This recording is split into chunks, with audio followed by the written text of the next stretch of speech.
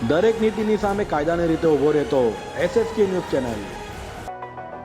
સુરતના લાલ દરવાજા વિસ્તારમાં રાત્રિના સમયે મોપેડ પર ઘરે જતા દંપતી પર એક સ્નેચરે પર્સ ઝૂંટવી લેતા પટકાયા હતા તો પર્સ ઝૂંટવી ભાગી રહેલાને પકડ્યો પરંતુ ભાગી છૂટ્યો હતો।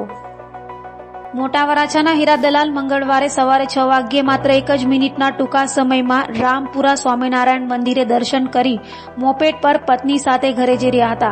લાલ દરવાજાથી ગણનારા તરફ જતા મોપેડ પર આવેલા સ્નેચરે ચાલુ મોપેડે પત્નીનું પર્સ ઝૂંટવ્યું હતું।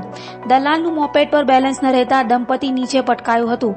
પતિ પત્નીને ઈજાઓ થતા ખાનગી હોસ્પિટલમાં ખસેડાયા હતા તો સીસીટીવીમાં ઘટના કેદ થઈ હતી, જેમાં પર્સ સ્નેચિંગ કરનાર પણ પટકાયો હતો અને ભાગવાનો પ્રયાસ કર્યો હતો, જેમાં તેનો શર્ટ ફાટી ગયો હતો પરંતુ હાથ તાળી આપી ભાગી ગયા બાદ ફરી આવી પર્સ બતાવી રીડો ભાગી છૂટ્યો હતો।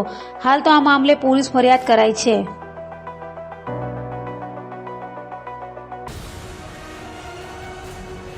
દરેક નીતિની સામે કાયદાની રીતે ઊભો રહેતો SSK ન્યૂઝ ચેનલ।